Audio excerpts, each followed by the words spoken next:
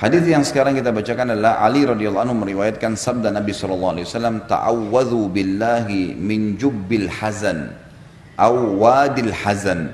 Qila ya Rasulullah, "Wa ma jubbul hazan?" Qala wadil hazan.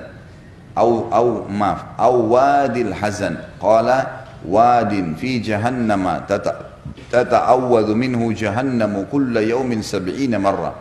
A'addahu Allahu lil qurra'il mura'in.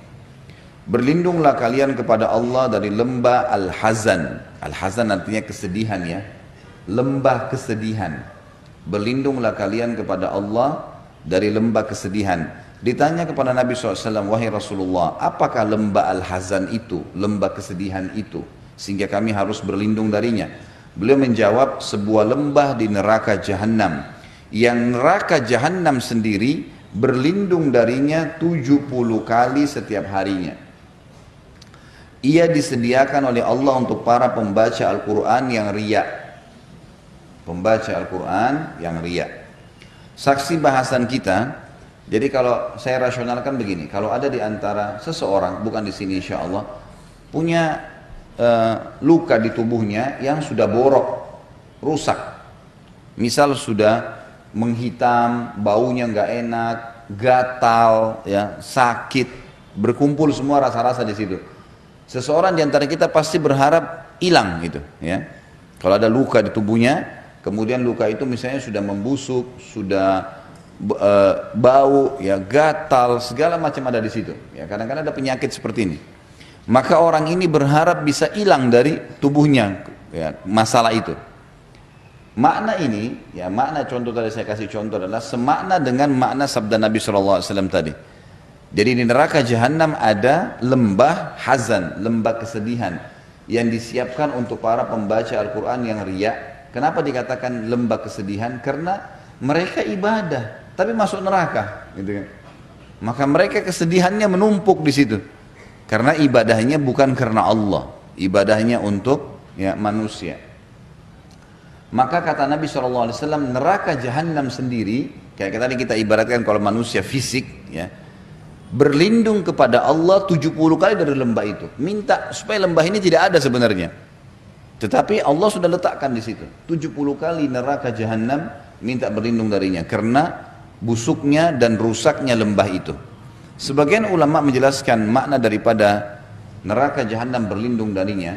Kata-kata berlindung dalam bahasa Arab biasanya berlindung dari banyak hal, ya. Berlindung dari bau, dari rasa, dari, ya, interaksi, ya, dari warna, semua itu masuk di dalamnya. Berarti neraka Jahannam sendiri berlindung dari lembah ini. Tinggal kita ingin titik beratkan Bapak Ibu sekalian, ternyata lembah di neraka ada dan setiap dosa akan ada siksaannya masing-masing. Tetapi dalam hadis di sini penulis khusus mengangkat tentang masalah orang yang membaca Al-Quran dan riya. Kalau misalnya orang berzina, orang pendusta, orang yang suka mengambil haknya orang lain, sudah jelas-jelas kesalahan. Kalau yang salah dihukum, wajar. Sekarang kalau orang yang beribadah, baca Al-Quran dihukum. Di sini sengaja penulis mengangkat hadis ini untuk memberikan gambaran kalau orang ibadah saja bisa seperti itu parahnya siksaannya, bagaimana dengan orang yang tidak beribadah. Dan kita ambil pelajaran juga Bapak Ibu sekalian, ingat tidak ada untungnya sama sekali, enggak di dunia, enggak juga di akhirat. Kalau kita melakukan sebuah ibadah karena riya, sama sekali enggak ada untungnya. Apa manfaatnya? Apa yang antum sedang kejar? Pujian orang? Sudah pernah saya bahasakan, pujian orang itu hanya sepanjang lidahnya. Kamu hebat ya, kamu pintar ya, kamu cantik ya, kamu gagah ya, kamu kaya ya. Apa yang kita dapatkan dari pujian itu? Tidak ada sama sekali. Ingat, kita juga diingatkan oleh Nabi SAW untuk tidak boleh memuji ibadahnya orang. Tidak boleh. Contohnya adalah hadis riwayat Imam Bukhari Muslim. Pernah ada seorang sahabat sholat khusyuk sekali. Masya Allah ibadahnya. Sholatnya khusyuk. Di ujung masjid. Nabi SAW duduk di tengah-tengah masjid. Tempat, ya, mihrab beliau. Lalu ada satu sahabat di depan Nabi SAW berkata, orang itu luar biasa sholatnya ya. Maksudnya Masya Allah nih. Rukuknya, sujudnya, semuanya khusyuk nih. Kata Nabi SAW, kalau kau ucapkan didengar oleh dia, kau telah membinasakannya. Kau telah membinasakannya. Karena kalau kita puji dia, tadi kamu sholat Masya Allah ya, misal. Kita niatnya sebenarnya baik aja. Karena orang ini memang kita kagum ibadahnya. Maka sudah cukup untuk membuka pintu riya pada dirinya. Ya. Tadi mungkin dia khusyuk, sekarang tiba-tiba syaitan bisikin, tuh kan kamu ketahuan, kamu hebat, kamu begini. Dia iyakan, batal. Ingat kata ulama, riya itu ya bisa berlaku setiap saat walaupun ibadah itu sudah berlaku beberapa tahun yang lalu. Misal gini, kita haji 10 tahun yang lalu.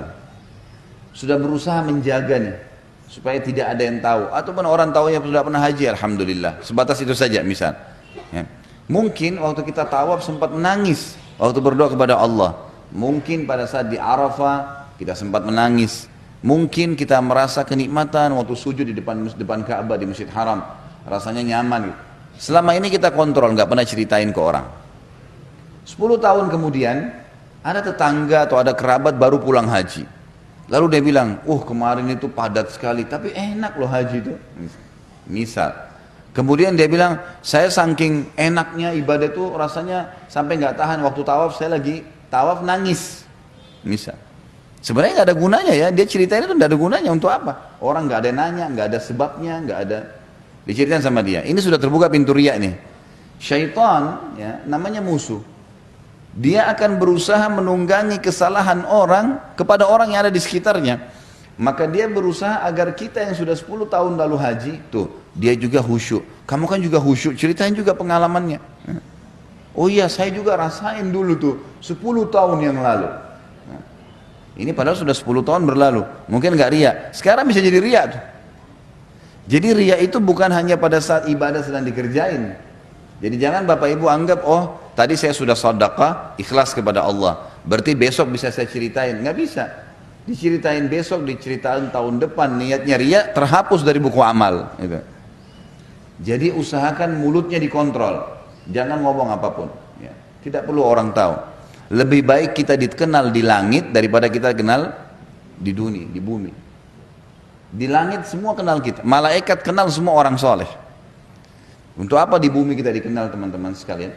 Dan semua orang yang bisa mengontrol ibadahnya di dunia sehingga ikhlas karena Allah, dipastikan efeknya kepada orang sekitarnya besar. Plus lagi, artinya orang nanti akan dapat petunjuk dari dia saja. Mungkin dia hanya ke masjid, orang tiba-tiba ikut dengan dia ke masjid. Mungkin dia tidak ngomong. Mungkin kalau dia lewat ada orang minum khamar, khamarnya dibuang gara-gara ditahu ini orang soleh. Tiba-tiba orang dengan sendirinya patuh dengan Allah tanpa dia ngomong gitu. Perilakunya bisa jadi petunjuk, gitu kan? Orang yang bisa mengontrol ibadahnya di dunia, dipastikan pada saat dia sudah meninggal, Allah Subhanahu Wa Taala akan bongkar ibadah-ibadahnya untuk jadi pelajaran buat manusia. Jadi nggak usah repot-repot ceritain. Allah punya cara. Kisah orang-orang soleh yang dinukil kepada kita, banyak sekali kisah mereka. Bagaimana mereka menjaga keikhlasan, Allah Subhanahu Wa Taala ya abadikan keikhlasan mereka itu. Seperti kisah Imam Malik misalnya, rahimahullah, gurunya Imam Syafi'i yang meninggal tahun 179 Hijriah. Waktu beliau menulis buku kitab Muwatta, ya, kitab Muwatta yang tadi salah satu hadis yang disebutkan di sini diriwayatkan oleh Imam Malik dalam kitab Muwatta. Dan kitab Muwatta salah satu dari 9 buku hadis yang dijadikan sebagai rujukan umat Islam. Ringkas cerita waktu beliau nulis Muwatta, rupanya satu orang, beliau di Madinah. Akhirnya ulama-ulama yang memang menganggap Imam Malik sebagai saingannya, ya, ada orang begini subhanallah, menuntut ilmu untuk bersaing dengan para ulama. Ini nggak boleh ya. Ini akan disiksa oleh Allah SWT di neraka. Kata Nabi SAW, siapa yang belajar ilmu untuk menyaingi para ulama, gitu kan, maka dia akan dimasukkan ke dalam neraka jahanam. Ya. Nggak bisa ini. Yang jelas Imam Malik rupanya waktu menulis kitab Muwatta, dan buku ini adalah hadis-hadis yang dihafal oleh beliau, maka banyak orang-orang yang merasa saingan dengan Imam Malik menulis juga dan menamakan juga buku mereka Muwatta. Sampai kalau nggak salah waktu itu ada 1000 buku Muwatta. Murid-muridnya tanya, wahai Imam, ini semua orang-orang pada saat dengar Anda tulis kitab Muwatta, mereka pun berlumba-lumba menulis, dan mereka bukannya nyari nama lain, emang mau ingin Imam Malik gitu. Banyak sampai 1000 buku ini. Buru-buru menulis. Kata Imam Malik, maka lillahi fahuwa baq. Mana yang ikhlas karena Allah pasti itu yang akan kekal. Betul subhanallah. Pada saat Imam Malik meninggal, dan ini ulama-ulama juga meninggal, gitu kan? buku yang tertinggal sampai hari ini hanya satu kitab Muwatta. 1000 buku hilang, nggak tahu kemana. Gitu kan. Sebagian ulama sejarah mengatakan hanyut di lautan di Irak pada saat suku Tatar atau Mongolia datang ya menyerang Irak, Baghdad, ibu kota Abbasiyah pada saat itu. Tapi yang jelas orang kalau ikhlas karena Allah akan sangat membantu dia beribadah. Ya.